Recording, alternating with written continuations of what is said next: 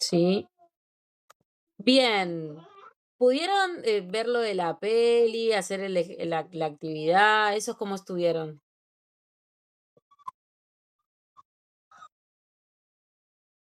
Okey, bien. Sí, lo que tiene la película es que es un poco, o sea, si no les gusta mucho ver pelis, es un poco densa porque no se centra tanto en el trastorno del lenguaje, sino en todo lo que tiene que ver con, ¿cómo se llama?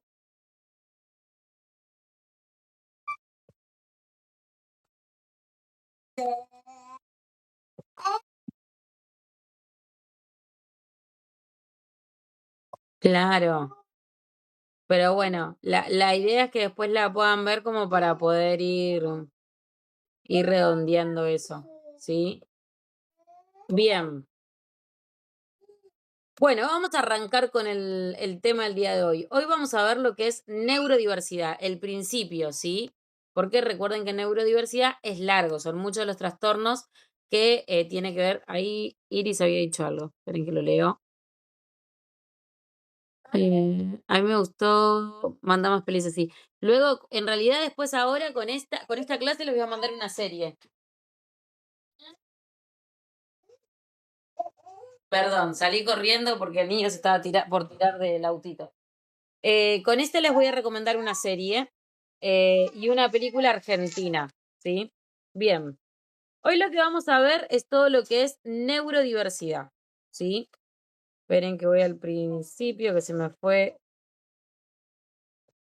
Bien, neurodiversidad es un concepto igual relativamente nuevo que viene del campo de la psicología y las neurociencias y está referido a esto de la neuro por el tipo de formato, ¿sí? Como cómo está conformado el sistema operativo del ser humano, ¿no? Todo lo que es el sistema nervioso. Y diversidad. ¿Qué quiere decir esto? Que son distintos, diversos. Se refiere a esto de la idea de que las diferencias en el funcionamiento del cerebro humano son normales y naturales, no necesariamente problemas que haya que corregir. Pensemos en esto que antes de los 90 a los niños, por ejemplo, autistas, o a los niños con síndrome de Down, o a los niños con TH, eran niños problemáticos, enfermos, y así un montón de terminologías que había que curar o que sanar. ¿Sí? Entonces lo que propone la neurodiversidad es esto, no, la diversidad del funcionamiento es normal, hay que naturalizarlo, acompañarlo, pero no es un problema, no hay que corregirlo, ¿sí? Hay que potenciar o sea, todo aquello que la persona tiene como capacidades, ¿sí? ¿Qué es lo que implementa la neurodiversidad como movimiento y como movimiento sociocultural? Es reconocer que no todas las personas piensan, sienten o procesan la información de la misma manera y que esa variedad forma parte de la diversidad humana. Entre los ejemplos más comunes, ¿sí? Tenemos el trastorno del espectro del autismo, el TDAH, la dislexia, la dispraxia, pero hay un montón de neurodiversidades, ¿sí? Por ejemplo, los trastornos del lenguaje, en cómo nosotros interpretamos y percibimos el lenguaje, es también parte de las neurodiversidades. Las personas que tienen estas características suelen llamarse neurodivergentes, mientras que quien tienen un funcionamiento del cerebral más típico, entre comillas, se llaman neurotípicos, ¿sí? La clave de la neurodiversidad es esto de cambiar la perspectiva, ¿sí? Antes, pensemos, como dije antes, era eso que está mal, eso que hay que tapar, ¿sí? Recuerden posta años anteriores en que decir que tenías un hijo con autismo o que eras autista era mala palabra, incluso era utilizado como insulto. Una persona con síndrome de Down era utilizado como insulto la terminología, ¿sí? Ahora esta es una forma diferente, es pensar en una forma diferente de funcionar, con desafíos, pero también con fortalezas, ¿sí? Hace un tiempito vi una publicación en Instagram que muestran que un nene, un chico autista, la primera foto muestran de que tenía estaba como en un supermercado muy grande y que donde estaba buscando, que eran como confites, estaban todos revoloteados ahí en un canasto grande. Y que el pibe se agarró y los acomodó todo y quedó hermosa la vidriera. Entonces, como reflexión, la persona, ¿no? Como que la escribía la madre, decía, ojalá algún día Walmart se dé cuenta qué valioso sería contratar a mi hijo autista, porque ahí sí verían orden y no sé qué miércoles más decía. Pero bueno, es esto de ver que son diferentes pero que tienen potencialidades, ¿sí? ¿Qué es lo que propone la universidad? Es que no hay una forma correcta de pensar o aprender, que las diferencias cerebrales son parte de la diversidad humana y que la sociedad debería adaptarse mejor a estas diferencias, ¿sí? El término en sí de neurodiversidad no surge dentro de la medicina tradicional, sino que surge dentro de un contexto político, ¿sí? No es que aparecieron un par de médicos y dijeron, bueno, abramos la puerta a la neurodiversidad, sino que el origen llega de la mano de una socióloga australiana, Judy Singer, ¿sí? Hay una película inclusive de Judy Singer que viene, lo que le sucede a Judy Singer es que tenía a su hija, em, que es Asperger en realidad. Ella después lo aclaró con el tiempo de que su hija tiene Asperger, que es como una rama de la, ¿cómo se llama? Del espectro del autismo, pero no, hoy por hoy cambió muchísimo lo que tiene que ver con, ¿cómo se llama? Con el cómo van diversificando las ramas del DSM-5, que es el Manual Universal de la Salud Mental en nuestro país, y el Asperger no es tomada como parte de autismo, sino como que es un espectro. Tiene como una cosa rara, ¿sí? Esta señora lo que le sucedió que su hija, ¿sí? Eh, es Asperger y lo que hizo fue empezar a pelear por las minorías de las personas con neurodiversidades, ¿sí? Empezar a poder proponer, ¿sí? Un movimiento dentro del ámbito de la justicia social para poder promover la igualdad, ¿sí? Proponiendo esto que personas que su cerebro evolucionaba o funcionaba de manera típica no eran enfermos, no había que curarlos, sino que lo que había que hacer era proponerles, ¿sí? Una manera, o sea, herramientas. Viene muy de la mano de esta película, les voy a pasar, de Temple Grandin, ¿sí? Esa película les vuela la cabeza, pero la señora, imagínense, esto pleno año 50, ¿sí? Em, en donde el autismo era malo, era una enfermedad que había que curarlo, que había grupos de familiares que se reunían para decir necesito internalizar a mi hijo en un manicomio y cosas así. Y aparece ella, ¿no? Hablando en voz del autismo, Temple dice, bueno, pero o sea, los autistas pueden estudiar, pueden hacer esto, pueden hacer aquello. Y la gente le empezó a decir, ¿y vos dónde está tu hijo? ¿Por qué venís a hablar de autismo? Y ella le dice, no, che, yo soy autista. O sea, yo lo estoy diciendo porque yo soy autista. Y es una de las autistas más famosas del mundo, ¿sí? Porque la loca, o sea, estudió en la universidad, es zoóloga, etóloga, profesora, hizo un doctorado en ciencia animal, porque hablaba de cómo los animales estimulaban a las personas autistas y crea la máquina de abrazos, ¿sí? Em, Ahora después les voy a pasar para que vean la película porque moviliza un montón. Muestra que ella se desregulaba y tenía que dar vueltas en círculo, necesitaba que la apretaran. Y, y que ella creó una máquina de brazos, que era una máquina entre cuatro maderas, una cosa así, que cuando tiraba una soga la empezaba a apretar y eso la ayudaba a calmar. Que tenía la función del abrazo materno, pero que a ella el contacto físico con otras personas la desregulaba más. Entonces crea la máquina de abrazos. Pero bueno, son grandes referentes de todo lo que tiene que ver con la neurodiversidad y el autismo. Bueno, en este caso, la palabra empezó, de la palabra de neurodiversidad la empieza a utilizar Judy Singer, que formaba parte de la comunidad dentro del espectro del autismo, no porque ella sea autista, eso hay que como remarcarlo porque siempre se mezcla, sino por su hija, ¿sí? Lo que propone Singer es esto de pensar diferencias neurológicas como una forma de diversidad humana similar a la diversidad cultural o de género. Este movimiento empieza cuando aparece el movimiento por los derechos de las personas con discapacidad. Desde los años 70 a los 90 crecen los reclamos por inclusión y lo que cuestiona el modelo médico que veía la discapacidad como algo para curar. ¿Se acuerdan cuando vimos todo lo que eran los modelos? El modelo de salud tradicional, el biomédico, el holístico. Bueno, en ese momento estaba el modelo de lo que está bien o está mal y solo veíamos cuestiones clínicas.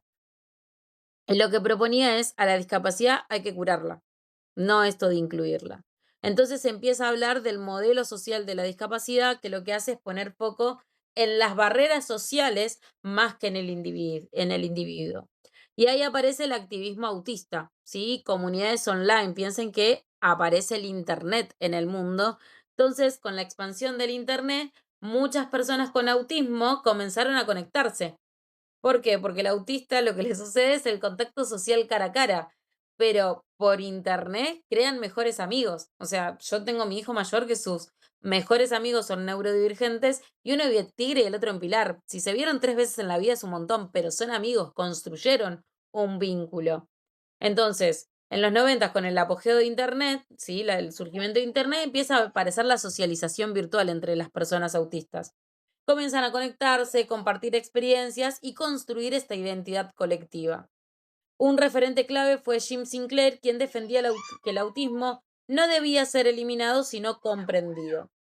En esto se cuestiona un poco la tendencia de disciplinas como la psiquiatría y la psicología clínica, que lo que veían cuando veían un espectro del autismo y demás, lo veían como déficit, pero centrándose en la mirada del déficit, como es malo, es por bajo del promedio normal. Y acá lo que decían es, pensemos en la neurodiversidad. Que estos conceptos lo que hacen es, se vincularon con las luchas por la diversidad, ¿sí? Porque se potenciaron con los grupos diversos, género, etnia, identidad, se empezaron a valorar las subjetividades y el cuestionamiento de normas únicas de normalidad, ¿sí? La neurodiversidad en realidad surge como una respuesta política y cultural, ¿sí? No vino del área científica, sino de la necesidad de las personas neurodivergentes a ser vistas como seres integrales, humanas y sujetos de derechos, ¿sí? Entonces empezaron ojo que todavía estamos en la búsqueda, esto de desestigmatizar las condiciones como el TDAH o la dislexia. ¿Vieron hace poco el video que se hizo viral de esta docente diciendo que agradecía y que le sacaban un peso de encima porque a la niña autista la habían mandado a una escuela especial? Yo era como, tengo que matar gente. Pero bueno, se sigue buscando la desigmatización de eso, ¿no? De lugares más inclusivos, yo siempre digo esto, ¿no? Nosotros en nuestra familia somos neurodivergentes de alta funcionalidad, o sea que, salvo por relaciones sociales, incluso a mi hijo se le notan las relaciones sociales, pero después pedagógicamente y demás no lo necesita, igual que el del medio. Y cuando voy digo, no, pero él le genera ansiedad esto, y me dice, ay, palabras de una docente hace muy poco, ay, pero no me di cuenta que era autista, no se le nota. Yo dije, no, le voy a poner un tatuaje en la frente, es autista. Si le gritan la cara, le genera ansiedad, señora.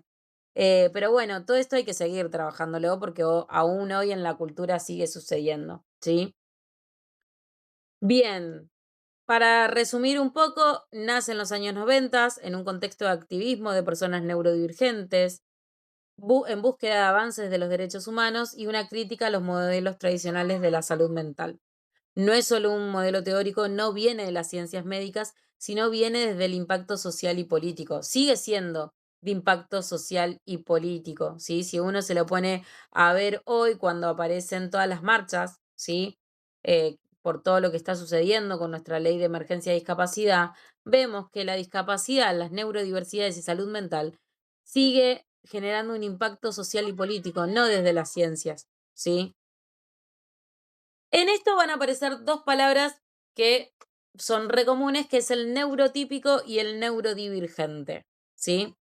El neurotípico se refiere a las personas cuyo desarrollo neurológico y forma de procesar la información coinciden con lo que se considera estándar o común en la cultura determinada. Desde la mirada de la neurodiversidad no implica mejor, sino que es más frecuente o normativo, sino que está pensado para ser aceptado socialmente de una manera, entre comillas, normal y no estigmatizada, ¿sí? El neurodivergente hace referencia a personas cuyo funcionamiento neurológico se aparta de ese patrón típico e incluye condiciones como el trastorno del espectro del autismo, TDAH, dislexia, trastorno del lenguaje, etc.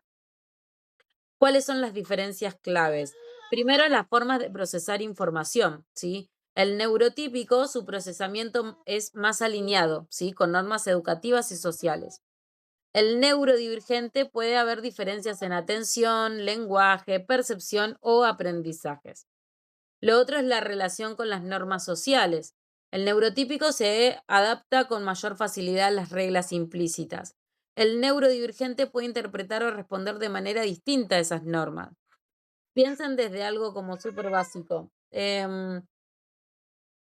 A mí hace poco un niño me sucedió que le dije, hola Pepito, ¿y cómo viniste hasta acá? Viajando. ¿Y de dónde viniste? De mi casa. Y era como, no, pero ¿con quién viniste? Con mi mamá. O sea, como que todo me respondía desde la lógica. Y yo de repente era, bueno, pero ¿cómo viniste de tus emociones? Feliz, alegre, estabas contento de venir. Como que hay que ir desmembrando porque todo lo que nosotros entendemos desde lo implícito y lo subjetivo, ellos todo lo abstracto les genera como una herramienta más o un paso más para poder decodificarlo. Em, no sé, desde lo básico. Hace poco mi nene le hicieron un chiste al más grande y estaba en una crisis y de repente volvemos, che, Jere, pero esto te lo están diciendo en chiste. Ay, ¿por qué no me avisan? Yo pensé que me lo estaban diciendo en serio. Después los compañeros diciéndole, no, Jere, te estábamos cargando, pero nos olvidamos que te tenemos que dar el paso a paso y cosas así. Ya, él ya se lo tomó más en gracia, pero bueno, es esto lo que generan las habilidades sociales. Lo otro es la experiencia con el entorno. El neurotípico suele estar diseñado para este tipo de funcionamiento, ¿sí? Pero el neurodivergente puede encontrar barreras, ¿sí? Educativas, laborales, sociales. Pensemos en algo como simple, ir al supermercado con todas las luces LED al mango y la música que te manda el chino ahí a full y que las voces de la gente y que tengamos un neurodivergente que tiene hipersensibilidad sensorial. Entra en crisis, no puede entrar, termina estresado, ¿sí? Y también las fortalezas y desafíos. El neurotípico tiene ventajas en contextos estructurados estándar, pero el neurodivergente puede presentar ciertos desafíos en entornos, pero también fortalezas específicas. Tienen mucha creatividad, el hiperfoco, el pensamiento no convencional. Yo siempre le digo, mándenlo a una selva y el neurotípico va a estar dando vuelta en círculos porque no tiene el celular, no tiene cómo prender fuego y demás. Y el neurodivergente va a tener tanta información, ¿sí? Porque los hiperfocos le generan mucha información y es creativo que va a lograr poder sobrevivir en la selva, ¿sí? Neurodiverso no es lo opuesto a neurotípico, ¿sí? Sino que neurodiversidad, la palabra, abarca todos los cerebros. Tanto el neurotípico como el neurodivergente entra dentro de la neurodiversidad, ¿sí? Neurotípico, funcionamiento más común, entre comillas, o esperado. El neurodivergente, funcionamiento diferente al estándar. Ambos forman parte de la diversidad neurológica humana. Bien, hasta ahí vamos bien.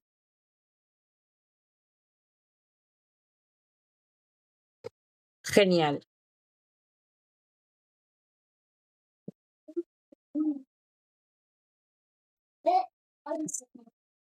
Sí, es autista de... tiene otro síndrome que le dicen síndrome del sabio, que es cuando el autista aparece con... Esperen, me estoy haciendo eco. Ay, ¿cómo saco? Apagás el eco. Me hacía eco el micrófono. Por ejemplo, en Good Doctor, sí, el protagonista, hay un montón de series ahora. En Good Doctor, el protagonista es autista, sí, pero tiene síndrome del sabio también. ¿Qué quiere decir esto? Que su coeficiente intelectual es más alto al promedio, ¿sí? Se llama síndrome de Savant. Hay un gran porcentaje que la mayoría de los autistas tienen esto, o sea, incluso todos los neurodivergentes suelen tener con esto del hiperfoco y demás, coeficiente intelectual un poquitito más alto que el del promedio, del neurotípico, ¿sí? Son de altas funcionalidades y tienen esto de altas capacidades intelectuales. Por eso es que a muchos eh, niños autistas, pero de nivel uno, después vamos a ver un poco que necesitan pocos apoyos, de repente en la escuela pasan desapercibidos porque no les va mal en la escuela, resuelven todo, tienen memoria fotográfica, todo lo que es concreto lo resuelven, pero de repente está aislado en el mundo porque no puede interactuar con un otro. The Good Doctor, por ejemplo, es autismo y tiene síndrome de Savant.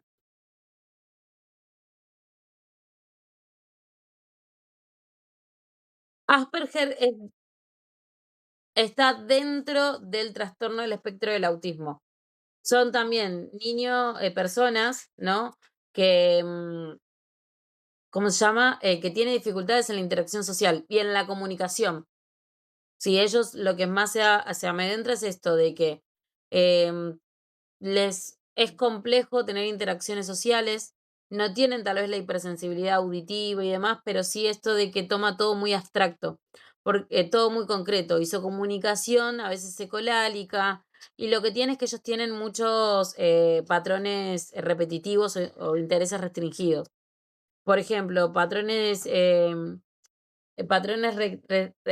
esto de lo que tiene intereses restringidos y conductas repetitivas es de repente que solo le guste hablar de Sonic o solo le gusta hablar de taekwondo y vos querés sacarlo de ahí, ¿no? Y su hiperfoco va ahí. Y le es muy complicado sacarlo de rutinas, son como muy estructurados. Ellos habitualmente lo que les sucede también es que tienen movimientos estereotipados. ¿Qué quiere decir movimientos estereotipados? Que su cuerpo, para poder regularse mientras que está interactuando con otra persona, necesita moverse. Por ejemplo, nosotros en el espacio teníamos un niño que saltaba en puntitas en el lugar. Después hay algunos que hacen las pinzas, que es esto así, como para poder regularse. O o el movimiento de brazos, el aleteo, sí, hay un montón de movimientos estereotipados que hacen. Antes era como separado, ¿sí? Del espectro del autismo. Tiene algunas diferencias, pero se lo toma como dentro del espectro del autismo. Lo que tiene es que el Asperger es una forma de autismo de alto funcionamiento, ¿sí? Em, Tiene una capacidad intelectual y de desarrollo cognitivo promedio o superior, el lenguaje se desarrolla normalmente. Lo que sucede es que en las interacciones sociales y las conductas son más complejas, ¿sí? No imposibles, pero más complejas, tienen comportamientos repetitivos y les es complejo la coordinación motora, se chocan con todo, pero está dentro del espectro del autismo. Bien, ¿por qué se llama espectro? Antes eran autistas, Asperger, disléxicos, o sea, eran todos separados, ¿sí? El TEA es el trastorno del espectro autista y es una condición del neurodesarrollo que afecta la forma en que una persona se comunica, interactúa socialmente y procesa la información. Se habla de espectro porque no todas las personas lo viven de la misma manera. ¿Qué quiere decir esto? Que pueden encontrar 30 autistas y los 30 son únicos e irrepetibles, ¿sí? Tienen diferentes niveles de apoyo, sus características somos personas. O sea, es distinta, van a tener distintos hiperfocos, algunos son no hablantes, otros son hablantes, o sea, son distintos. Si antes el autista decían, a ver, ¿cumplís todo el checklist del autismo? Y la realidad es que no todos cumplen el checklist del autismo. Cada uno tiene sus potencialidades y cada uno tiene sus dificultades a llevar a cabo. Y de ahí viene el espectro. ¿Cuáles son las características principales? Dificultades para iniciar o sostener conversaciones, menor uso o comprensión de gestos, miradas o expresiones faciales, diferencias en la forma de relacionarse con otras personas, em, bueno, a mi hijo hoy por hoy no le gusta mostrarse. Antes, en anteriores cursos, me permitía. Yo, por ejemplo, mi diferenciación es que tengo un tono de voz muy alto y siempre hablo al palo, ¿sí? Siempre parece que estoy hablando de más. Mi hijo, todo lo contrario, te habla así, todo monótono y vos estás como, Jere, no te escucho. La realidad, la diferencia es que también los diagnósticos se pueden combinar. Yo soy autista con rasgos de TDAH y Jere es autista con rasgos de Asperger. Entonces, su conversación es monotona. O sea, tiene una sola tonalidad de voz. Quienes lo conocen, sí, por ejemplo, los que viven acá por el barrio, o sea, le es complejo ese porque él habla en un solo tono de voz. Está enojado, habla en ese tono de voz. Está feliz, habla en ese tono de voz. Y usa palabras muy estructuradas, ¿sí? Tienen intereses específicos o intensos, necesidad de rutinas o dificultad ante cambios y movimientos repetitivos como balancearse o aletear. En cuanto al procesamiento sensorial, mayor o menor sensibilidad a estímulos, ruidos, luces, texturas. Recuerdan que habíamos en algún momento hablado de los que son hipersensibles o hiposensibles. Hiposensibles es que no tienen reacción a los estímulos, entonces como que necesitan más fuerte, y lo hiper es que sucede y les aturde. Por ejemplo, hipo son los que no sienten el dolor, que se golpean y como golpean la puerta, no sienten dolor, pero porque no lo procesan. E hiper es que de repente se chocaron la mano y sintieron como que se les agarraba la carne, ¿sí? Esto es algo que aparece desde la infancia, ¿sí? Aunque a veces se identifica más tarde, especialmente en casos más leves, no es que me contagio el autismo, no es que alguien me lo puede meter por una inyección, no. Es la manera en que nuestro cerebro se está formando, ¿sí? No es una enfermedad que se cure, es una forma diferente del desarrollo neurológico y cada persona con TEA es única, ¿sí? Desde la perspectiva de la universidad, el TEA no se ve solo como un déficit, sino como una manera distinta de percibir y estar en el mundo, de ser en el mundo, con desafíos, pero potencialidades, ¿sí? Como para poder tener en cuenta las señales tempranas. Porque, ¿qué sucede? Primero, esto de que las señales tempranas no quiere decir que todos lo hagan, que sí o sí, si algún niño lo tiene, sea ya sí o sí un niño del espectro del autismo, porque esto hay que después desmenuzarlo y ver todo, cómo va evolucionando, el contexto social, el contexto vincular, un montón de cosas, ¿sí? Pero, por ejemplo, en señales tempranas, que es por lo que lo envían a estimulación temprana en los pediatras para las primeras evaluaciones, es no sostener o evitar el contacto visual, no responder a su nombre alrededor de los 9 o 12 meses. A mí me sucede, mi niño tiene 3 años y de repente yo digo, Benja, es más, lo estoy llamando ahora, Benja, ven, ven, Benja. Cuarta llamada, recién ahí me miró a los ojos y igual me ignoró. Me miró y siguió con su juego. Pero no es que no entienda que él se llama Benja, sino que no puede sostener la atención. No responde a su nombre, no señala para mostrar o compartir interés, por ejemplo, señalar un objeto. No imita gestos simples, saludar, aplaudir y poca expresión de emociones compartidas. No busca compartir con el otro. Pero todo esto son obstáculos que se pueden resolver. Vuelvo, por ejemplo, mi niño, el más chico, no sostiene y evita un poco el contacto visual y no responde a su nombre, pero hace desde enero que señala, comparte, imita gestos. Por ejemplo, ayer le cantábamos el feliz cumpleaños y él gritaba, ¡Ey, ey! Y aplaudía para que le canten el feliz cumpleaños, ¿sí? Ya empezó a compartir y a hacer juego a la par. Es mucho también de la estimulación que le demos. En el lenguaje, ausencia al balbuceo, no dice palabras sueltas hasta los 16 meses, no forma frase de 2 palabras a los 24 meses y puede aparecer la ecolalia. Vieron que yo les dije, la ecolalia puede ser un proceso, pero también puede ser un síntoma de las personas autistas. Repetir lo que escuchan en lugar de usar el lenguaje propio. En el juego no desarrolla juego simbólico, por ejemplo, darle de comer a un muñeco o algo, y uso repetitivo de objetos. Alinear, girar, ordenar siempre igual. Yo hoy les voy a mostrar un video. Mi hijo ya empezó con el juego simbólico hace muy poquito. Pero ven cómo es distinto, porque Jere, por ejemplo, tuvo juego simbólico siempre. Desde que tenía 2 años, hacía juego simbólico. Sí, pero sí, por ejemplo, alineaba los caramelos, los comía según el orden de color. Benja, su juego simbólico apareció hace muy poco, ¿sí? Apareció gracias al estímulo en las terapias, porque era muy complejo tener juegos simbólicos. Ahora sí que dinosaurios se peleen, que te comen, que saltan. Em, y sí sigue con esto de alinear las cosas. Hoy, por ejemplo, jugaba en la mesa, estábamos jugando a hacer una ciudad y todos los autos que eran color verde los ponía uno al lado del otro y me los daba y me mostraba dónde los tenía que acomodar. Yo en un momento le dije, no, yo no quiero este, y lo tiraba y él agarraba y lo volvía a poner. En un momento se cansó de que yo se los movía de lugar y me dio otra tarea, me dio los dinosaurios. Pero bueno, tienen esos patrones repetitivos.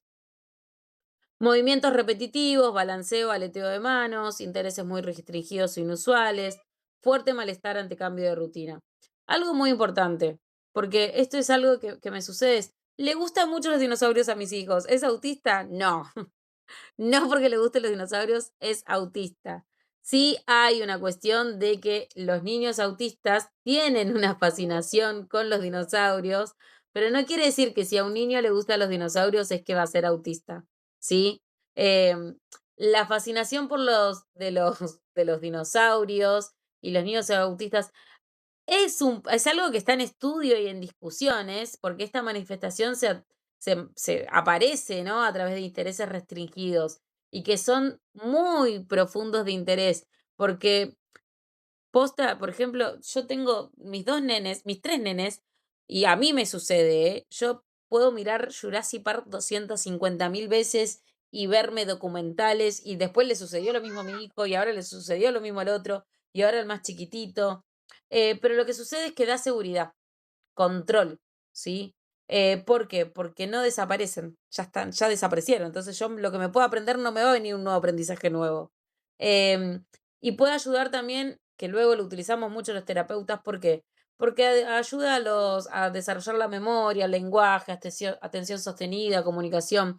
Pero que le gusten los dinosaurios no implica que el niño sea autista, ¿sí? ¿Es algo que sucede mucho? Sí, pero no quiere decir que el niño sea autista porque le gusten los dinosaurios. Algo que puede suceder muchas veces es que el niño o niña, hasta los 2 años, adquiere habilidades, ¿sí? Respondía a la sonrisa social, señalaba, y que luego de eso pierde esas habilidades, deja de hablar, de interactuar como antes, aparece el mutismo selectivo, sí, la ansiedad social, pero bueno, es como esto de prestar atención a cada niño y entender también que cada niño es distinto y que cada síntoma es distinto en cada niño, niña y adulto. Porque, por ejemplo, hoy hay muchas personas adultas que lo están descubriendo. Hace 30 años atrás el que era autista era un antisocial y el que era TDAH era el pibito que hacía lío en el aula. Esa es la realidad. Hoy por hoy entendemos que hay un contexto de fondo, ¿sí? ¿Qué profesionales pueden diagnosticar el autismo? El neurólogo infantil y el psiquiatra infantil son los que realizan el diagnóstico clínico formal. El psicólogo es el que evalúa el desarrollo, la conducta, la comunicación social, aplica las pruebas específicas. El fonoaudiólogo analiza el lenguaje, la comunicación y la interacción. Y luego pueden derivarse a que aparezcan los terapistas ocupacionales que hacen la evaluación de hipersensibilidad sensorial o o el análisis sensorial y el psicopedagogo que evalúe todo lo que tiene que ver con las inteligencias, ¿sí? No existe un análisis de laboratorio único, ¿sí? Es más que nada observación de comportamiento, entrevista con la familia, evaluaciones del desarrollo, criterios clínicos internacionales como el DSM-5, que es lo que les decía, ¿sí? Algo que se suele realizar es que a los niños, niñas y adultos autistas los manden a hacer el encefalograma del sueño. ¿Por qué? Porque las personas con autismo suelen tener menos producción de melanina, ¿sí? Entonces, de repente a la noche tiene despertares nocturnos, o si estuvo desregulado todo el día, olvídate que duerma. O que tenga insomnia o hiperinsomnia. ¿Qué quiere decir esto? Que duerma 15 minutos y que sea como si hubiese dormido 8 horas. y que después te remanija toda la noche y a las 4 de la mañana se duerma. Lo digo por experiencia propia, que yo estoy con un niño con despertares nocturnos, y tiene la energía como si fueran las 2 de la tarde, ¿sí? Y le sucede a los adultos también. Entonces, puede ser que el neurólogo envíe a hacer encefalogramas del sueño, ¿sí? ¿Quién lo diagnostica? Igual, todo el equipo interdisciplinario evalúa, pero quien diagnostica, ¿sí? Es el neurólogo o psiquiatra infantil. Él es el que llena el papel y dice, sí es una persona autista. El resto hace la evaluación. En nuestro país, por ejemplo, paso a paso, primero es la detección de señales de alerta. Luego viene, o sea, si pueden surgir en la familia, en el jardín, en la escuela, todas estas alertas tempranas que tenemos nos empiezan a hacer ruido en la cabeza. Vimos un video en Facebook y dijimos, opa, acá esto me está pasando a mí, o esto le está pasando a mi hijo, ¿sí? Y ahí vamos y lo ponemos como inquietud a nuestro médico, ¿sí? Ya sea pediatra, médico de cabecera. Entonces empieza a evaluar el desarrollo general. Utiliza escalas de tamizaje. Si hay indicadores, realiza derivación. ¿A quién deriva? Neurólogo infantil o psiquiatra infantil, depende de lo conductual que está evaluando, psicólogo y si hay algo del lenguaje, el fonoaudiólogo. Esto uno por uno no, los manda todos juntos. Uno sale con con que, che, mira, tengo esta inquietud y te dice, bueno, llévalo acá, llévalo acá, llévalo acá y por eso es que es tan complejo después sostener terapias y las evaluaciones, porque te mandan todas a la par. O sea, te vas con todo el recetario ahí de derivaciones. Y ahí empieza la evaluación integral. Entrevista con la familia, observación del niño, evaluación del desarrollo del lenguaje, aplicación de instrumentos específicos y aparece el diagnóstico clínico. Cuando tenemos toda esta información, todas las evaluaciones, volvemos al neurólogo. El neurólogo realiza un informe en escrito y si es necesario, aparece el CUT si corresponde, ¿sí? La realidad es que personas autistas automáticamente tienen derecho al CUT. En esto aparece también el equipo interdisciplinario, según las necesidades de niño, niña, adulto. Fonoaudiólogo, terapia ocupacional, estimulación temprana, psicólogo, acompañante terapéutico, etcétera, etcétera. Psicomotricista, hay un montón, chicos. Musicoterapia, no sé, hoy estaba hablando y le dije, nosotros solo conocemos a la psicopedagoga y al psicólogo, pero existe musicoterapia, arteterapia, estimulación temprana, psicomotricista, terapia ocupacional, fonoaudiólogo, foniatra, otorrinolaringólogo. Aparece una gama de especialistas que ni sabíamos que existían cuando entramos en este mundo. Y aparece lo que es la inclusión educativa, que son las adaptaciones al jardín o a la escuela, trabajo en conjunto con docentes, todo en línea con la Ley de Educación Nacional. Esto es agotador para la familia porque el proceso lleva tiempo. Más allá de que es un derecho acceder a la evaluación y el tratamiento, es costoso si no tenemos obra social porque hoy dentro del Estado no tenemos todas las ramas para poder acceder. La familia cumple el rol central porque es el sostén, la contención, y no todos los niños requieren los mismos apoyos, ¿sí? Entonces, ¿cómo sucede en Argentina? ¿Cómo debería de suceder en Argentina, así como rapidito? Sospecha, consulta médica, derivación, evaluación, diagnóstico y acceso a derechos y tratamientos. Complejo en nuestro país, pero bueno, cada uno luego eh, lo pensará en casa cómo ve esto. ¿Cuál? ¿Cuál? Bueno, pero por eso digo, ahí viene todo lo que es uy, me retumba a mí mismo. Ahí viene todo lo que es el acceso a derechos y a tratamientos. O sea, la ley educativa nacional, junto con la ley de salud mental y la ley de discapacidad, dice que el niño o niña tiene el derecho a la educación. Ahora, ¿qué otros organismos tienen que empezar a mejorar? Y sí, así como el niño y niña o adulto tiene derecho a sus tratamientos. ¿Están todos los tratamientos a la mano para que todos los niños, niñas y adultos tengan derecho al tratamiento?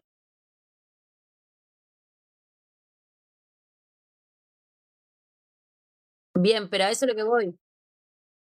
La ley está. Si el sistema educativo no se modifica, vuelvo, es la idealización, esto es lo que tiene que suceder, pero el sistema educativo es el que tiene que modificarte en pos a la ley de salud mental. Pero también hablemos del contexto social que se está viviendo con la ley de salud mental, en el cual, si un niño no tiene acceso ni siquiera a la evaluación, ¿qué va a preparar después la docente? Si ni siquiera tuvo acceso a la evaluación. Esto es lo ideal. Sospecha, consulta médica, derivación, evaluación, diagnóstico, acceso a derecho y tratamiento. Derecho incluye educación. Educación, por su vez, se tiene que modificar, pero vuelvo, es la idealización de cómo debe suceder y cómo en teoría en Argentina, o sea, hay leyes que están, el tema es que no se aplican, sí, pero bueno, vuelvo.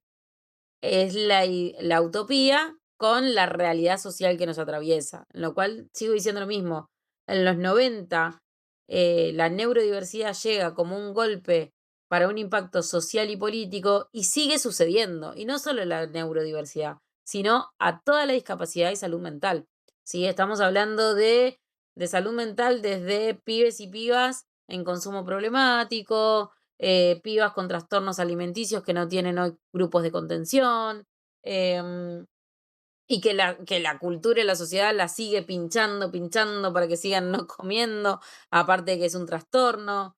Hay un montón de cosas, ¿sí? No solo abordar desde el acceso a derechos y tratamientos desde la educación, sino a la inclusión real. ¿Cuántas, cuántas colectivos realmente tienen rampa? ¿Cuántas esquinas tienen rampa? ¿Cuántos lugares hay con señalización para, braille? ¿Cuántas que no podemos contener un niño con TEA y sale un video de una chica diciendo: "Me hartaba, yo ya la quería afuera, la". Imagínate si es un chico con lenguaje de señas, un chico o chica que necesita escribir o leer en braille. Imposible. Van a escuelas especiales, pero no porque, no tengan la capacidad intelectual, sino porque nuestro sistema educativo no se, o sea, nosotros hacemos, sí, acceso a la inclusión, derecho y tratamiento, y después no nos cubren las obras sociales, los nomencladores dicen que no van a avanzar, o sea, vuelvo, esta es la idealización, lo que debe suceder en nuestra Argentina. Y luego está la realidad, en la cual todo lo que es discapacidad y salud mental sigue siendo un tema de agenda, ¿sí?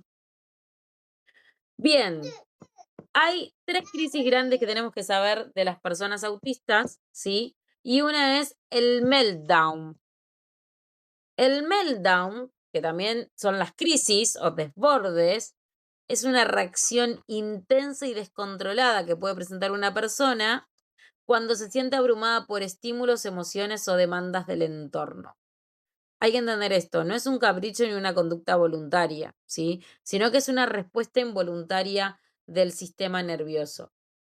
Por ejemplo, exceso de estímulos, cambios inesperados, frustración o dificultad para comunicarse, sobrecarga emocional o sensorial, ¿sí? Y se puede manifestar de muchas maneras, pero son crisis, literal. Nosotros hace poco tuvimos un niño que viene muy desregulado de la escuela, y justo sale de la escuela y está en el espacio. Y el otro día fue como, son 3 minutos que le dura el meltdown, después bajan solos. Se paró a la onda Goku haciendo un Kame Kameha y gritando "¡Ah!", que nosotras, bueno, lo esperamos, lo dejamos que descargue. Bueno, Pepito, cuando te tranquilices, acá estoy. Grito, grito, grito intenso. En un momento se sentó, se tapó la cara y se lloraba, lloraba, lloraba, le temblaba todo el cuerpo. Al extremo todo, y de repente de la nada frena y dice: "Perdón, me excedí, ¿podemos jugar?". Necesitaba sacar toda esa energía acumulada de la frustración que le generaba, porque estaban hablando del tema escolar. Puede aparecer como llanto intenso o gritos. ¿Vieron que a veces aparece el niño, entre comillas, caprichoso en el chino? que se tira en el piso, llora, llora y que la mamá lo... Bueno, a mí me sucede, yo tengo el niño caprichoso, es más, el otro día en la fila me fui con el bebé más chiquito, no me andaba para pagar con QR, entonces tuve que esperar a que mi hermana venga a buscar el efectivo a mi casa. Él lloraba, lloraba porque había ruidos, música, luces, y yo lo veía que se estaba hiperventilando todo, y empezó como a agarrarse la cara, entonces le di el paquete de pañales para que lo apriete, porque a veces la presión física hace que ellos como que regulen todo el sistema nervioso, y la china me dice, no pagó, darme paquete, y era como, te lo, un ratito, no me lo voy a robar, estoy esperando acá, pero necesito que no pagó, darme paquete. Le saco el paquete, una crisis más grande, y la señora de atrás tirando, ay, qué caprichosos hacemos los nenes ahora. Y yo como, yoga, paz mental, na na na na na na na na. Vino mi hermana, apagué y me fui porque era como voy a explotar. Pero bueno, aparece eso. Dificultad para hablar o responder, necesidad de escapar del lugar. Ahí aparecen los escapistas en las aulas, que algo lo frustró porque no pudo escribir algo y que sale y quiere irse a la pipa, o se quiere ir corriendo. ¿Cuál es la diferencia entre un berrinche y un meltdown? Sí, porque también los niños autistas hacen berrinche y el adulto también. Un berrinche suele tener un objetivo, quiero obtener algo, ¿sí? Y si tengo lo que quiero, me calmo. Ahora, en meltdown no tiene una intención de manipular, sino que es esa sobrecarga y no se controla fácilmente. No es que obtengo algo y me tranquilizo, no. Tengo que realizar toda esa descarga física, ¿sí? Y emocional para poder regularme, ¿sí? ¿Se entendió la diferencia entre meltdown y berrinche? Porque de repente ustedes van a acompañar a alguien y a alguno le va a hacer un berrinche. Pero se van a dar cuenta, a medida que vayan teniendo, se van a dar cuenta cuál es un meltdown y cuál es un berrinche. En un meltdown, la persona, como ustedes acompañantes, mantener la calma, chicas. Otra no queda. Reducir estímulos, ruido, luces, gente, hablar poco y con voz tranquila o llevarnos al silencio, acompañar sin invadir y dar tiempo hasta que se regule. En mi caso particular, por ejemplo, el más chiquitito tiene episodios de hipersensibilidad sensorial, que le aparecen los meltdown por eso, cuando hay muchos... Hoy, por ejemplo, está súper desregulado por esto, por lo que fue su cumpleaños y había mucha gente ayer y demás. Entonces, al momento de dormir o cuando veo que está por aparecer, porque hay alertas tempranas, empiezan como a tocarse más la cara, a correr en círculos, lo envuelvo, hago como un gran taco, un burrito de niño, lo envuelvo, lo abrazo y me balanceo. O sea, lo envuelven, lo ponen así y se empiezan a balancear. Lo regula, porque se empieza a sentir contenido y ahí empieza a bajar. Previo al meltdown, si lo agarré en pleno meltdown, lo dejo. Siempre busco que no haya cosas alrededor para que no se golpee. Em, Nada, tengo unas almohadas y las tiro todo alrededor con peluches y está en el piso. Mientras que no se golpee, yo veo eso, que no se golpee. Una vez que pasa la crisis, suelo levantarlo cuando se está calmando, pero no todavía está calmado, lo levanto y lo llevo a las camas siempre. Habitualmente a mi cama, que es la de 2 plazas y es más grande, lo llevo a la calma y ahí empieza a regular hasta que en algún momento llora, más con angustia, y ahí como que se va regulando tranquilito y de repente vuelve y está radiante como si nunca hubiese pasado nada, ¿sí? ¿Qué es importante? No castigarlos, ¿sí? Porque es algo que neurológicamente lo atraviesa. Ayudar a identificar qué desencadena a medida que van creciendo. Ellos pueden identificar. Yo tengo un pequeño ahí en el espacio que ya empezó a identificar sus meltdowns.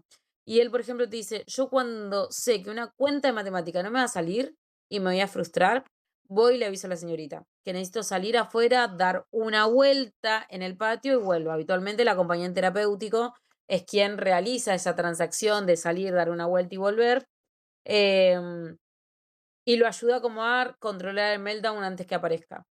Pues tenemos otro peque que también, si está mucho tiempo sentado, se empieza a sentir acelerado y necesita salir.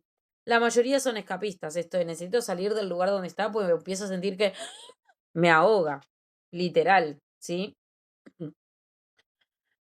Es una crisis por sobrecarga involuntaria, frecuente en personas neurodivergentes y necesita comprensión, no castigo, ¿sí?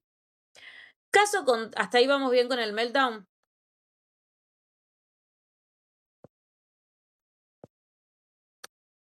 Chicas, yo en un meltdown, mi hijo mayor llegó a romper una puerta.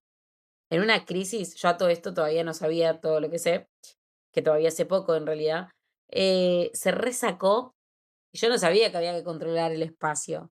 Pegó un portazo y él es un pibe grandote, pero tenía 7 años y sacó el clavijero con la puerta no sé dónde saqué el acto reflejo, que yo siempre digo, lo terminé envolviendo y la puerta me dio a mí.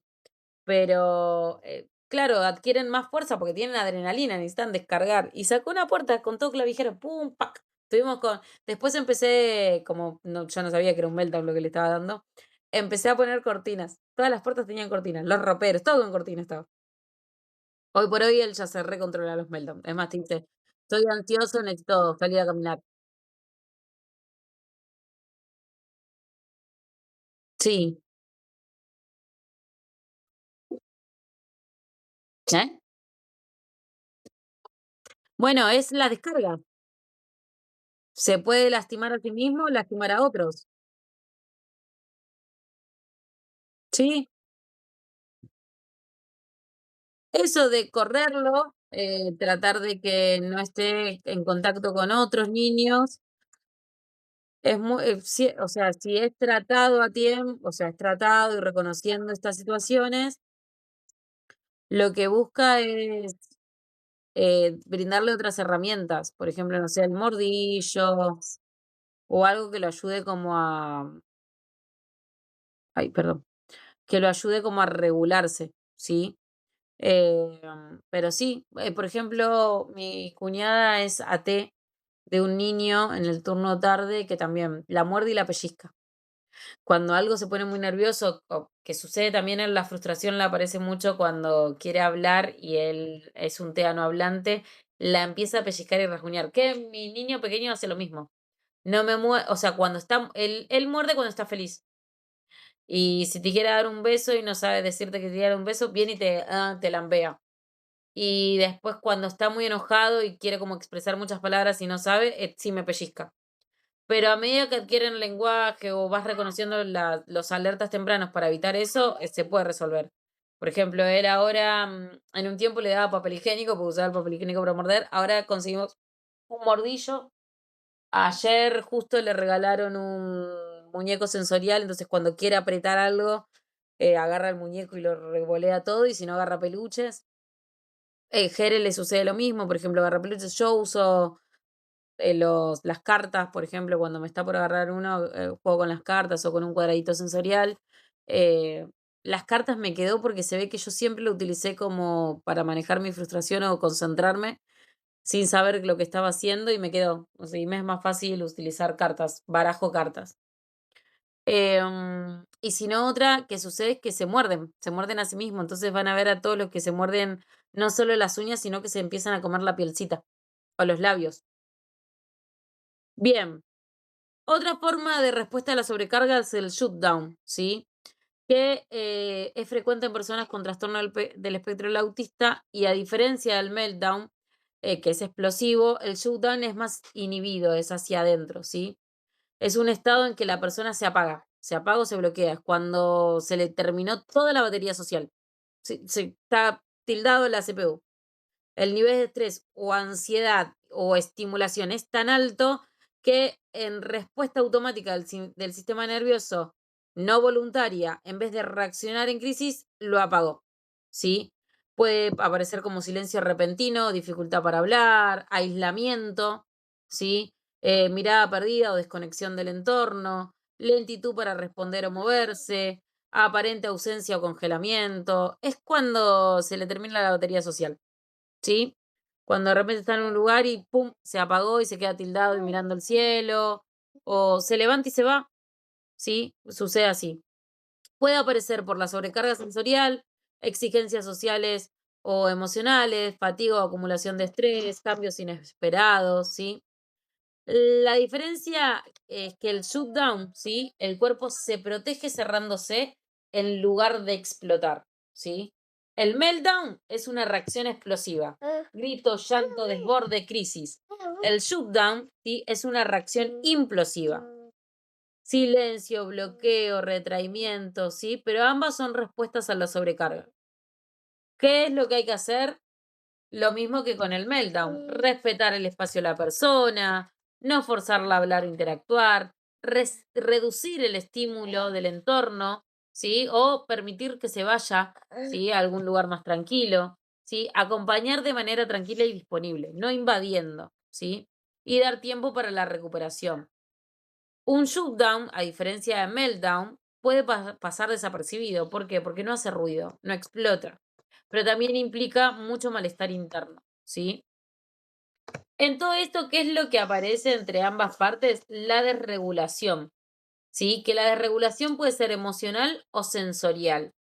Eso es súper importante que sepamos, que la desregulación puede ser emocional o sensorial, porque habitualmente lo relacionamos con, ay, no, bueno, pues porque hay mucha luz. No, puede ser a veces que una persona no puede manejar adecuadamente sus emociones, conductas, respuestas corporales frente a una situación y que pierde el equilibrio interno necesario para responder de manera adaptiva, ¿sí? En el contexto del espectro del autismo y otras condiciones del desarrollo es bastante frecuente. Pero puede ser por alguna cosa emocional o así también puede ser como sensorial, como veníamos diciendo. Estímulos externos, luces, ruidos, etcétera. ¿Sí? Ay, perdón que se me tildó. Bien. Ay, se tildó. Bien, ¿cómo se manifiesta? Llanto intenso, irritabilidad, ansiedad o angustia. Habitualmente lo toman como un ataque de pánico en algunas personas, pero no, es que está desregulado, ¿sí? Como que salta, se mueve de acá para allá, de repente llora, está más enojado, ¿sí? A nivel conductual, gritos o agresividad, aparecen las conductas impulsivas, el retraimiento o el bloqueo. O sea, vieron que es esto, el meltdown o el shutdown. ¿Sí? A nivel corporal aparece la tensión física. A mí me sucedió con un niño del espacio que quedó contracturado luego. Luego de que hay una situación de desnivelación sensorial o una desregulación, es terrible después volver, porque es un desgaste de energía enorme, en el cual después el cuerpo queda contracturado, queda como resentido, duele, ¿sí? Molesta, duele la cabeza, ¿sí? Hay que entender que la desregulación no es mala conducta ni falta de límites, sino una señal de que la persona no está pudiendo autorregularse y que necesita apoyo del entorno. ¿Qué es lo que sucede muchas veces? Es que la desregulación la vemos como la persona que se está portando mal o que es rebelde, pero en realidad es que está sobrecargado y no sabe cómo poner en palabra lo que está sintiendo, entonces termina como en una gran explosión o un gran retraimiento, ¿sí? ¿Hasta ahí se entendió más o menos? ¿Vamos bien? Bien. Me falta el último para que veamos hoy y seguimos la clase que viene. ¿Sí? Bien. Aparece el masking, que es algo que realizan muchas las personas neurodivergentes. Masking, vuelvo a que piensen que todo esto es postulado desde la neurodiversidad que se postula en Estados Unidos, ¿sí? En todo lo que es los países anglosajones. Entonces, la mayoría de las palabras están en inglés. El masking es como ponerse una máscara, ¿sí? El enmascaramiento. Es una estrategia que utilizan muchas personas para ocultar o disimular sus características neurodivergentes, ¿sí? Como esto de manera consciente o a veces inconsciente, para parecer neurotípico, realizar conductas que no realizaría, como el contacto visual, o de repente no mover la pierna cuando hay ansiedad, o no utilizar em, no sé, juguetes sensoriales, imitar gestos o expresiones al momento de hablar con otra. Esto de reprimir los movimientos repetitivos. Si es alguien que aletea o algo, hace steaming, que es el de quedarse quieto. Preparar frases o guiones que necesita interactuar en sociedad, los arman en su cabeza, ¿sí? O ocultar sus intereses intensos, como si yo amo hablar de dinosaurios, no voy a decir nada porque voy a caer mal. Y todo eso cansa. ¿Por qué lo hacen? Estigmas, básicamente. Evitar rechazo, burlas, encajar en la escuela, trabajo, grupos sociales. presión social, mucho por experiencias negativas de antes, ¿sí? Puede pasar desapercibido, pero tiene costos enormes, chicas.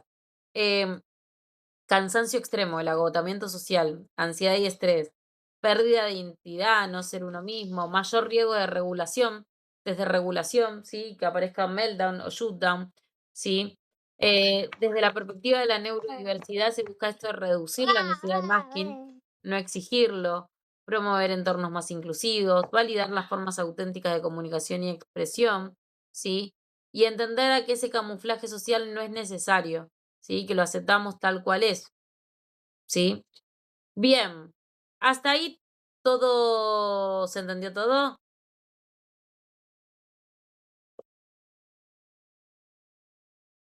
Bien, la realidad, sí, ¿quién iba a hablar?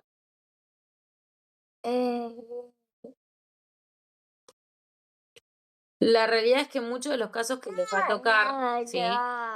Son para personas TEA a nivel escolar, ¿sí?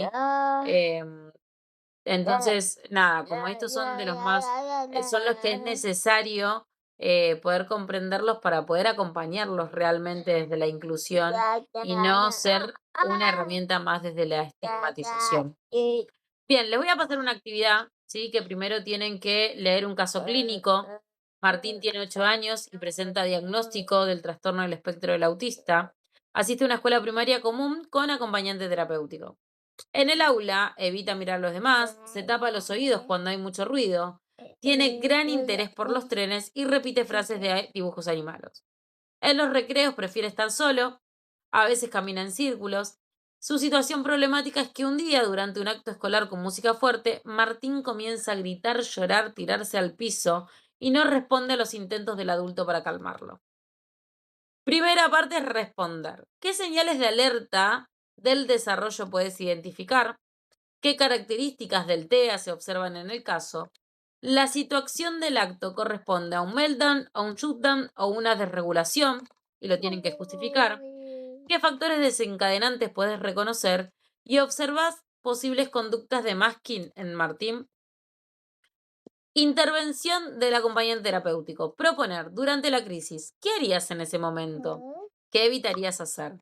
Después de la crisis, ¿cómo trabajarías con Martín y qué estrategias preventivas implementarías? ¿Sí? Por último, dice, hay una reflexión final que dice, ¿por qué es importante comprender la neurodiversidad? ¿Qué rol cumple el entorno en la desregulación? ¿Y el comportamiento de Martín es problemático o una forma de comunicación? ¿Sí? Bien, ese se los voy a mandar como actividad. Una vez que la tengan, me la envían, ¿sí? Así como los otros trabajos. Y les voy a pasar una serie de películas, ¿sí? Está Goyo, que es una película argentina, nuevita, que está en Netflix, de Nancy Duplá y el del Marginal, que no me acuerdo el nombre. Luego tienen Atypical, que es una serie súper copada de un niño autista buscando como su propia identidad adolescente. Luego tienen la peli de Judy Temple, así como también la peli de Singer, ¿sí? Que habla una vez más de ella como autista y la otra es como la otra, la de la mamá que buscaba esto de los derechos de sus hijos. Y después hay un montón, Good Doctor, películas de autismo hay un montón ahora, esa es la realidad. Pero bueno, si ven Atypical les va a volar la cabeza porque aparte está inmerso en el sistema educativo, el adolescente, y ves cómo los profesores se tienen que como repensar la educación, la familia tiene que repensar la inclusión. No, no, está genial. Así que bueno, si quiero recomendar una serie, miren esa, ¿sí? Bueno, ¿alguna duda, consulta, pregunta?